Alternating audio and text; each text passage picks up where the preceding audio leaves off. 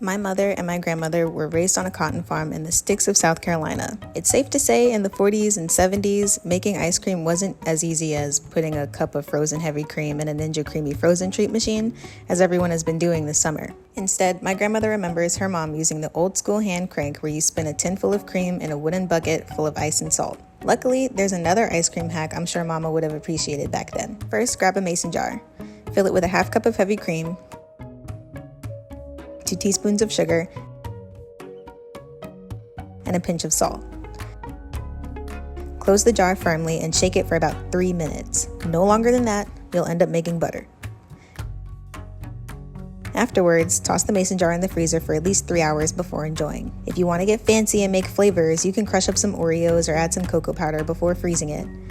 I don't know if this is beating Ben & Jerry's, but sometimes food just tastes better when it's homemade.